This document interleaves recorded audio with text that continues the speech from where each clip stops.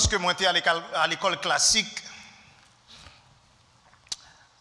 j'étais apprendre moi sur ce que l'on appelle les animaux hibernants. Les animaux hibernants, c'est un ensemble animal qui apprennent à réguler la température corps. C'est un ensemble bête qui apprennent à conserver l'énergie pour être capable d'adapter à changement climatique. Ça veut dire, lorsque il fait chaud, extrêmement chaud, on travaille que bête l'en fait le système pour l'adapter. Et lorsque la température est extrêmement froide, même bête ça a gagné, il y a un bagage qui fait dans le col adapté. Il y aurait des animaux hibernants. Mais biologistes ont observé que lorsque il fait soit extrêmement froid ou extrêmement chaud, en guise bête ça yo migré, c'est-à-dire déplacé, mais c'est corps qui transformé. Ils ont réalisé également que la transformation n'est pas faite seulement au niveau biologique, mais elle est faite au niveau comportemental. Ça veut dire, même bête que ouais, le fait chaud, ce n'est pas bête ça qui est dans le climat tempéré, et ce n'est pas même bête ça, le climat fait extrêmement froid. Ça veut dire, ils ont observé que il y a un changement qui fait dans le col pour l'adapter, mais il y a un changement qui fait tout dans le comportement. Le problème, ce n'est pas le problème de l'adaptation, mais c'est parce que son bête qui vient imprévisible, le comportement. Ou pas qu'on qu'il est le méchant, ou pas qu'on qu'il est le pas méchant, parce que le comportement lui changé en fonction de période, là, de climat, de température. Là. Il y a un auteur qui observait même caractère ça la caille bête pour le venir avec un phénomène comportemental la caille moun tout. Parce que il y a des gens qui laissent comportement influencé par environnement et comportement influencé par entourage. Donc dépendamment de qui environnement dépendamment de qui période, non seulement ils ont adapté, mais ils ont changé de comportement. Ça veut dire que les gens n'ont pas une essence de comportement vrai. Ils n'ont pas une essence dans le caractère vrai. Donc, c'est-à-dire que l'hibernation, phénomène hibernation, ça, changement ou adaptation, ça, n'est pas un problème lorsque vous adaptez, mais il vient causer un problème parce que vous n'êtes pas authentique. Vous n'avez pas un bagage qui est vrai. Donc, à partir de ce moment, le phénomène de l'hibernation, du point de vue comportemental, il vient un problème. Mais Paul, lui-même, lui dit que je suis juif avec les juifs et je suis grec avec les grecs. Est-ce que ça t'a sous-entendre que Paul changeait de caractère? Pas du tout. Paul voulait dire que les apprennent à adapter les juifs avec les juifs, les grecs avec les grecs, mais Paul n'a pas jamais perdu l'essence de son caractère à travers la ville. Paul était un chrétien authentique. Donc c'est dire que le problème de l'hibernation, ce n'est pas l'adaptation, mais c'est lorsqu'on perdu authenticité. L'église d'aujourd'hui sont l'église qui est en parfaite mutation, parfait changement. Sont l'église qui est en constante hibernation. Parce que sont l'église qui a cherché à adapter tout le temps avec période là. Sont l'église qui a cherché à adapter tout le temps avec moment. Mais le problème n'a pas arrêté dans l'adaptation seulement, c'est parce que l'église là perdu de temps à autre son authenticité. L'église là de temps à autre perdu essence li parce que l'environnement transformé l'église là.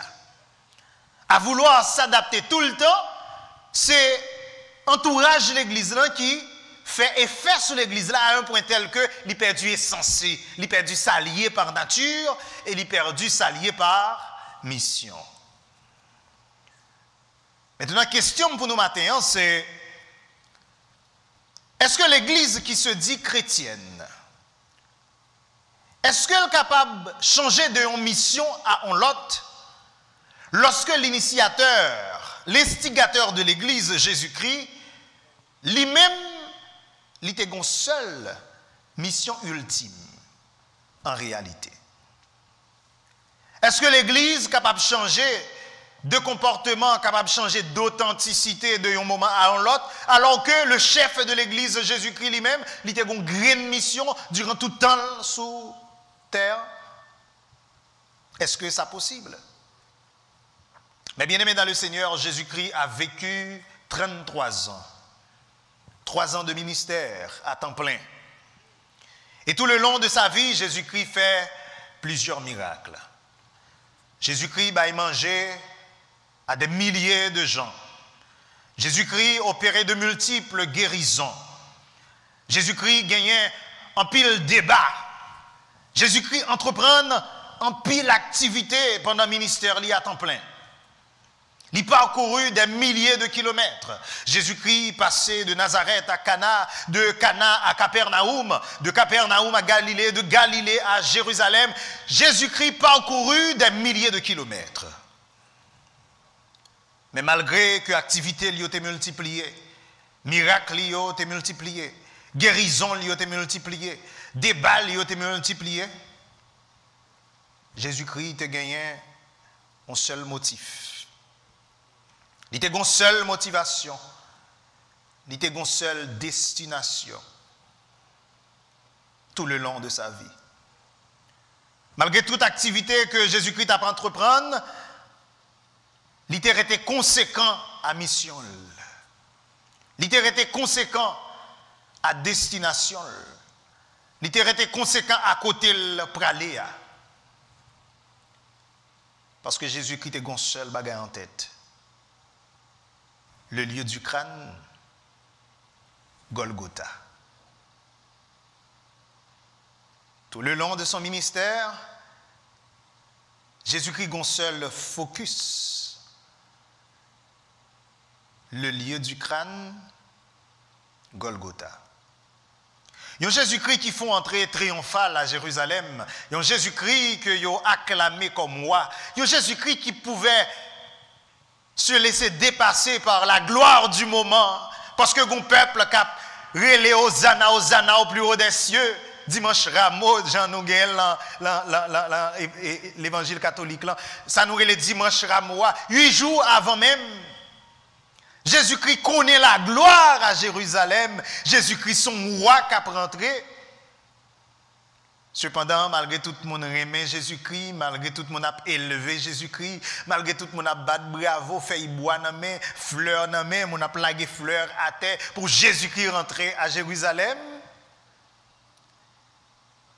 Il était avec une seule destination dans la tête, le lieu du crâne, Golgotha. Une seule destination parce que c'est là la mission de Jésus. Il dit, quel que soit sacrifié, il dit, moi, voulais mourir, moi, dois mourir. Il dit, c'est pour ça que je suis venu. Environnement pas qu'à changer, circonstances pas qu'à changer, la gloire pas qu'à changer, l'honneur pas qu'à changer, la valorisation pas qu'à changer, les victoires dans les débats pas qu'à changer, quantité de monde moi manger pas qu'à changer, miracle pas qu'à changer, parce que ce n'était pas là ma mission. Ma grande mission, c'est la mort à Golgotha.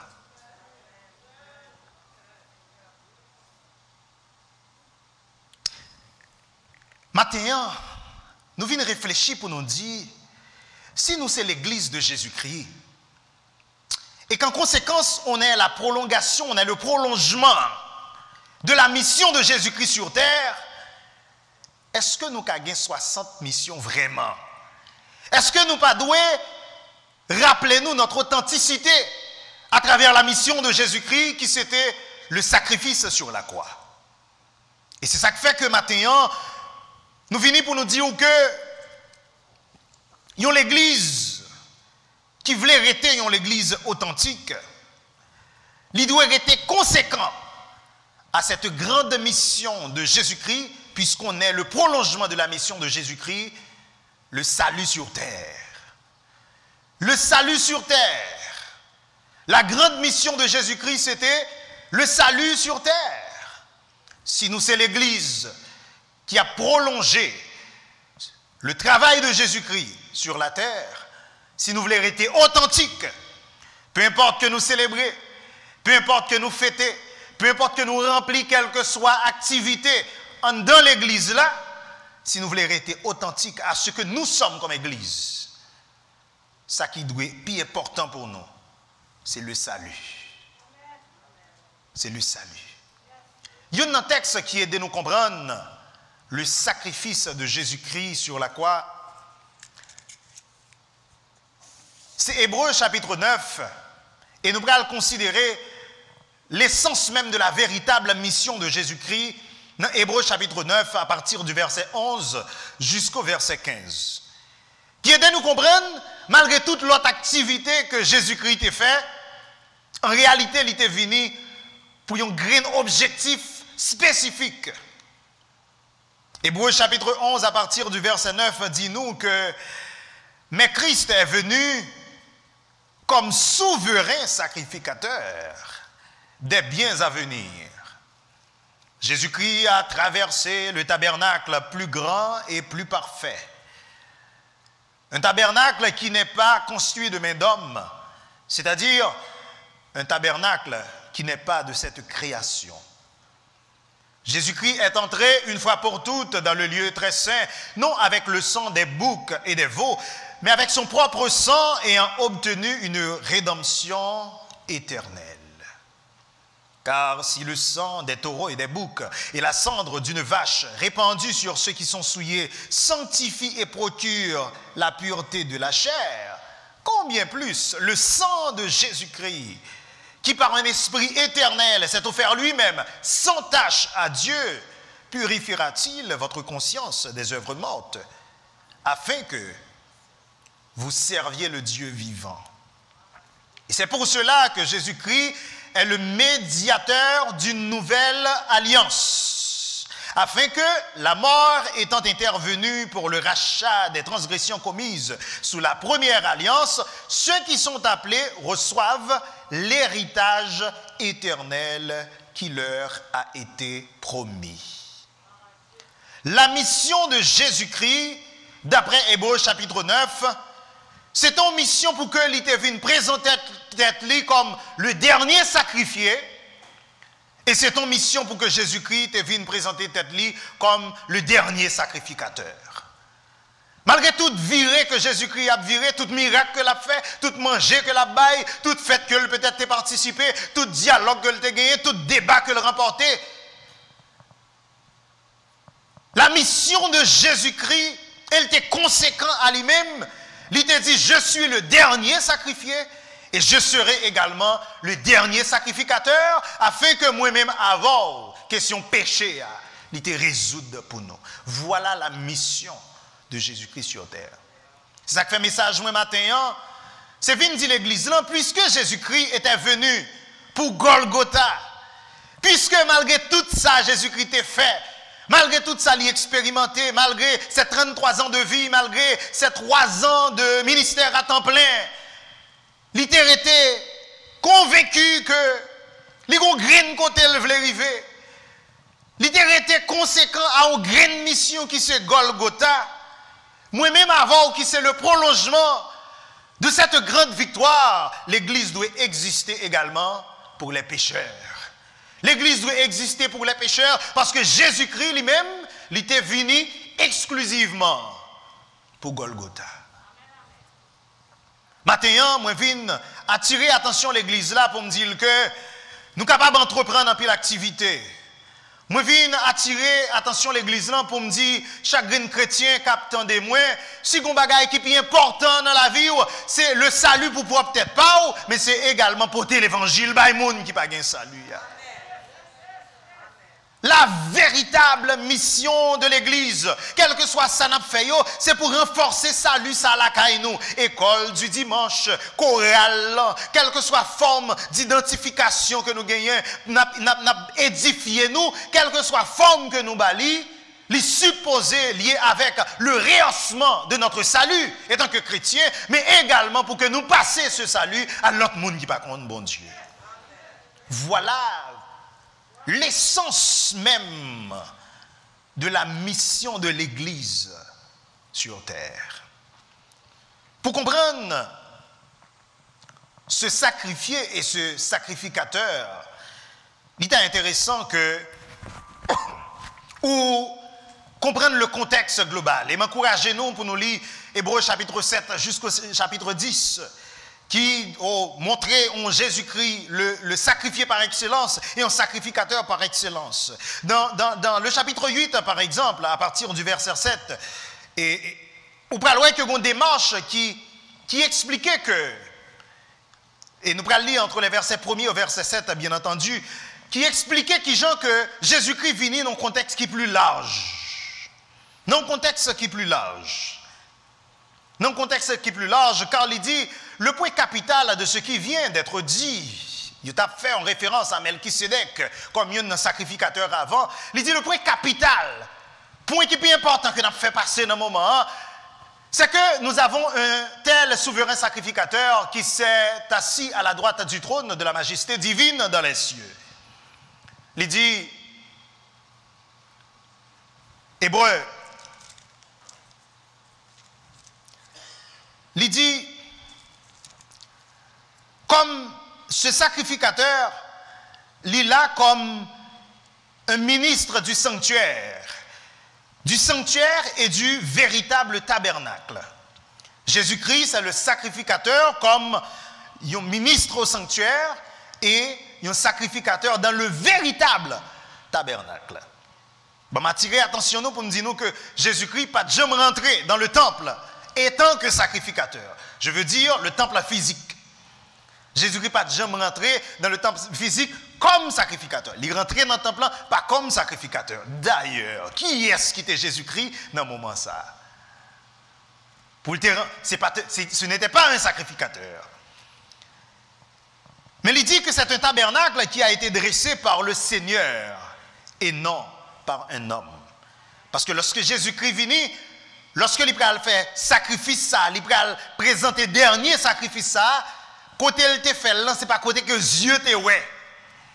Ce Jésus-Christ à Golgotha, de manière mystérieuse, c'est pas le Jésus-Christ qui était dans le petit temple Jérusalem, qui était fait de blocs, qui était fait de roches. Lorsque Jésus-Christ arrivait à Golgotha, mission que le tapral entreprenant, ce Jésus-Christ qui a ridiculisé, ce Jésus-Christ qui clouait sur un croix, ce Jésus-Christ qui a pris, mais la Bible nous comprendre que c'était exactement le véritable tabernacle spirituel. Ce Jésus-Christ qui a baillé sueur, qui a baillé sang, ce Jésus-Christ qui a souffert, ce Jésus-Christ malheureusement l'ignorance, l'humanité, capé, grillé dans sous lit, mais c'est un Jésus-Christ qui a mouru pour des millions, des milliards de gens. Des milliards de gens. Parce qu'on dit que ce Jésus-Christ a eu un ministère d'autant supérieur qu'il est le médiateur d'une excellence, d'une alliance plus excellente. Parce que tu as un problème entre en bas et en l'air à un moment ça, et c'est ça que théologiens ont relé, tu as une antithèse verticale. C'est-à-dire que, alors que avant Jésus-Christ, il y a un ensemble de sacrifices qu'a fait, il y a des boucs qu'a baillé, il y a des taureaux qu'a baillé, il y a toute qualité offrande qu'a baillé chaque année. Eh bien, lorsque Jésus-Christ pral venir, c'est à ce moment que effectivement pral un ministère de perfection qui pral fait et qui pral accompli à Golgotha sur la croix. Le texte nous dit nous, mais maintenant il a obtenu un ministère d'autant supérieur. Autrement dit, le plus grand ministère, la plus grande mission de Jésus-Christ, c'est ça que l'était accompli sur la croix. La mission de Jésus-Christ, le plus grand ministère de Jésus-Christ, c'est pas te bailler manger. Hein? Le plus grand ministère de Jésus-Christ, suivez très bien, c'est d'après ça que le texte nous dit nous, c'est pas guérison que le te fait yo. Le plus grand ministère de Jésus-Christ, ce n'est pas débat que le remporté. Moi, fait moi apologète, peut-être que moi aimé remporter des débats, mais ce n'est pas de ça là, le ministère de Jésus-Christ. Peut-être que vous-même tout, vous aimez pour parler de la Bible, pour discuter de la Bible. Ce n'est pas ça le plus grand ministère de Jésus-Christ. Le plus grand ministère de Jésus-Christ, ce n'est pas le monde qui t'a suivi. Le plus grand ministère de Jésus-Christ, ce n'est pas le fait que tu participé dans yo, ce n'est pas de sa gloire. Le plus grand ministère de Jésus-Christ, c'est parce qu'il était mis comme un médiateur d'une nouvelle alliance, et c'est l'alliance la plus excellente. Ça que nous besoin comprendre l'Église. Malgré toute activité que Jésus-Christ entreprenne, la Bible nous dit ce qui a été plus important dans tout le ministère de Jésus-Christ, c'est sa mort à Golgotha. C'est ça qui fait que nous-mêmes, nous allons chercher à comprendre si le ministère de Jésus-Christ a été accompli à Golgotha, nous autres, l'Église, quelle signification fondamentale que ça doit gagner pour nous. Si le ministère le plus excellent, le plus parfait, l'accomplissement la plus grande, qui t'est qu'à fait, le plus grand pardon qui t'est qu'à fait à travers le ministère de Jésus-Christ, c'est sa mort à Golgotha, quelle signification que ça doit gagner pour nous-mêmes l'Église. Eh bien, la mission de Jésus à Golgotha, qui était consommée par sa mort, lui impliquait deux significations qui sont fondamentales. Il impliquait d'abord que c'était un accomplissement qui était finalement satisfait la justice de Dieu à travers le dernier sacrifié. Jésus-Christ était le dernier sacrifié et c'est dans ce moment ça que nous t'a dit que tout a été accompli. Problème qui t'a goumé en bas, problème péché, problème inimitié entre nous-mêmes avec bon Dieu, problème nous pas qu'arriver dans le lieu très saint à travers la mort de Jésus-Christ, d'où son ultime mission, c'est seulement là que l'était réglé, parce que Jésus-Christ a été le dernier crucifié. Hébreux chapitre 9, à partir du verset 11, il dit nous, mais Jésus est venu comme souverain sacrificateur des biens à venir. Il dit que Jésus-Christ a traversé le tabernacle le plus grand et le plus parfait. Un tabernacle qui n'est pas constitué de main d'homme, c'est-à-dire qui n'est pas de cette création. Et puis texte continue pour le dire que Jésus-Christ, pendant qu'il a traversé le tabernacle, il dit, il est entré une fois pour toutes dans le lieu très saint, non avec le sang des boucs et des veaux, mais avec son propre sang. Jésus-Christ offrit tête lui comme le dernier sacrifié, une fois pour toutes. Une fois pour toutes. Jésus-Christ, malgré le qu'on ait gagné des boucs, malgré le qu'on ait gagné pile animal qui t'a sacrifié, depuis Moïse jusqu'à temps par là, il réalisé, malgré tout ça que lui-même, tout lui joigne sous route comme plaisir, parce que c'est intéressant lorsque mon a rehaussé ou lorsque mon a levé. M'imaginez chaque fois Jésus-Christ remporte un débat sous sacrificateur, sur pharisien. M'imaginez que Jésus-Christ a une popularité, mon continue à suivre lui. M'imaginez que lorsque Jésus-Christ a marché, et que mon cap marché derrière, il fait un miracle, il sentit bien abordant. Réaliser lorsque Jésus-Christ fait une guérison, il t'a supposé humainement parlant, senti important. Mais Jésus-Christ, pour un bagage qui était plus significatif pour la ville, il devrait être le dernier sacrifié. Jésus-Christ pas hiberné. Jésus-Christ ne se laissait pas influencer par son entourage ou par son environnement. Mais Jésus-Christ plutôt était conséquent à authenticité mission. Faut que lui, le dernier crucifié. Et deuxième signification que ça doit gagner pour moi-même avec vous comme l'Église, c'est que Jésus-Christ a été aussi le dernier sacrificateur qui baille tout le monde héritage maintenant au lieu très saint. Et lorsque moi dis tout le monde, moi je dis surtout tout le monde qui était perdu tant que moi-même avant, y compris le monde qui est perdu pour qu'on rentre. Signification que vous besoin de comprendre, c'est que Jésus-Christ l'ouvrit porte là étant que sacrificateur, le dernier sacrificateur, pour que quel que soit le monde qui a succombé sous charge péché, capable de gagner la face de Dieu qui rayonnait dans la vie. Parce que à partir du verset 13, il dit, car si le sang des taureaux et des boucs et la cendre d'une vache répandue sur ceux qui sont souillés sanctifie et procure la pureté de la chair, combien plus le sang de Christ, qui par un esprit éternel s'est offert lui-même sans tache à Dieu, purifiera-t-il votre conscience des œuvres mortes, afin que moi-même avec vous, nous capables de servir bon Dieu. Bon, dis-nous que servir bon Dieu, pas veut dire seulement venir camper chanter, parce que là nous venons nos services à proprement parler. Il veut dire que nous venons à son service d'adoration, bien entendu.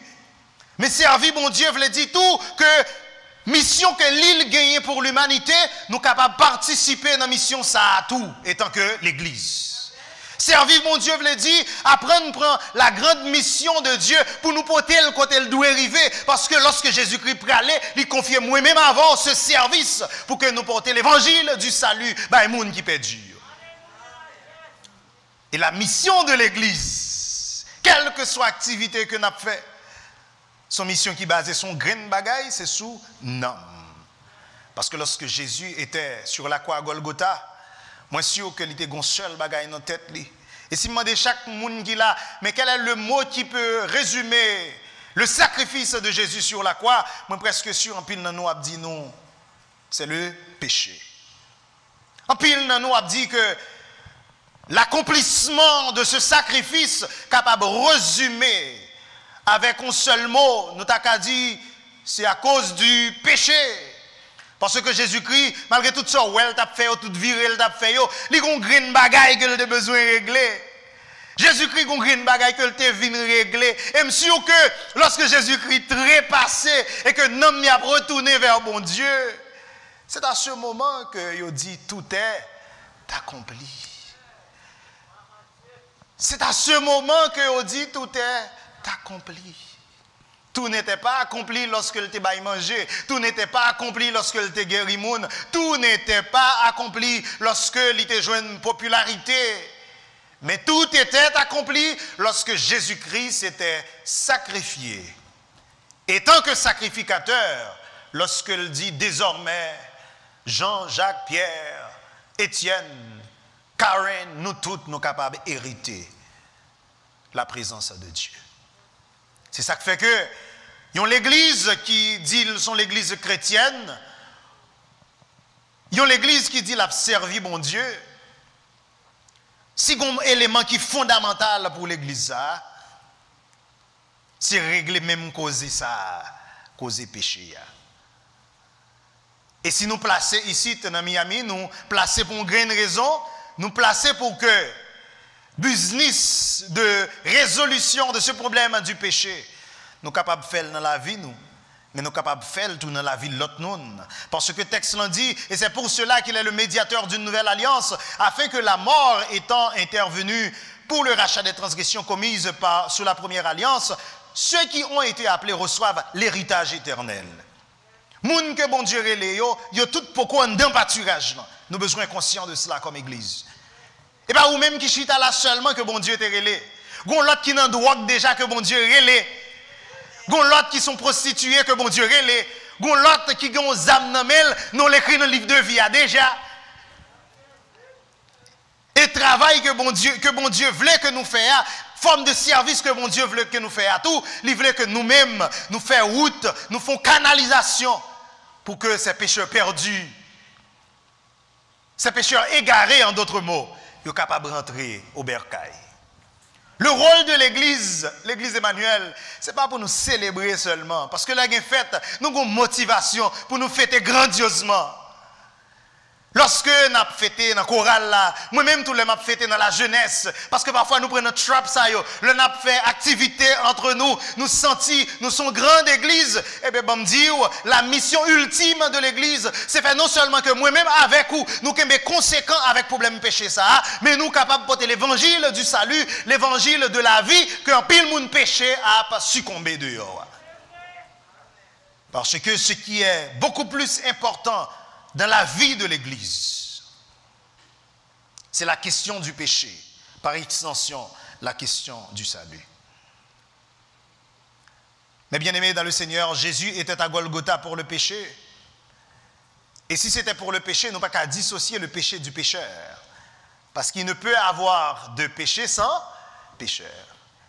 Et bien si Jésus-Christ à Golgotha était un grain de focus, c'était péché.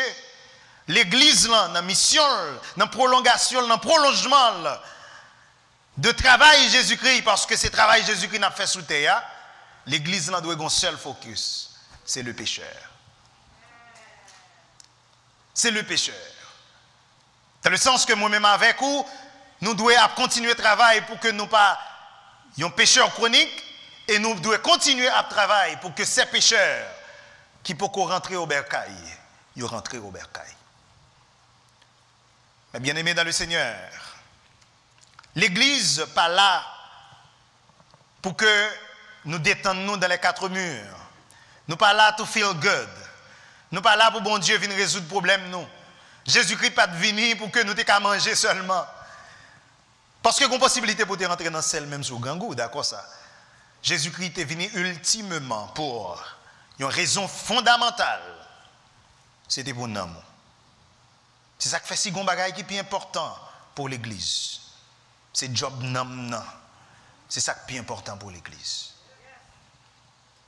Jean chapitre 3, les versets 14 et 15 dit, comme Moïse éleva le serpent dans le désert, ainsi il faut que le Fils de l'homme soit élevé, afin que quiconque en croit en lui ne périsse point, mais qu'il ait la vie éternelle.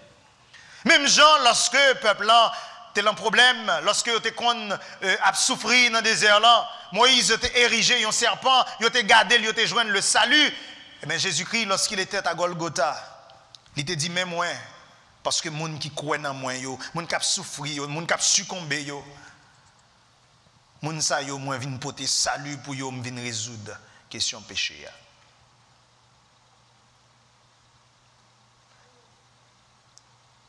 Est-ce que nous imaginons si Jésus-Christ, le long de son ministère,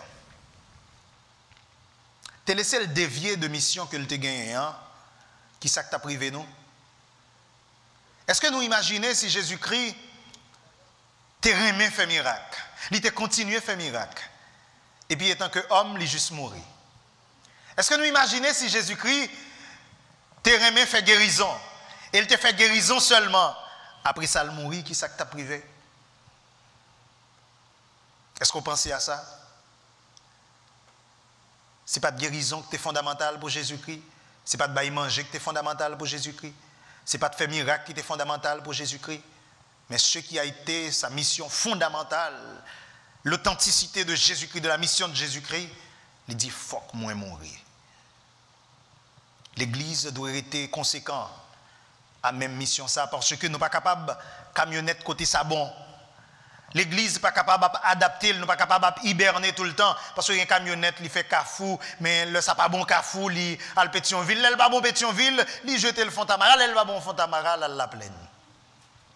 L'Église n'est pas capable comme ça. L'Église n'est pas capable de changer de mission. L'Église doit avoir une seule vision. Même là, on entreprendre toute activité, même là, on a fait toute bagaille. Mais vision, non doit Golgotha, la cause du péché. C'est ça qui doit plus intéresser l'Église de Dieu.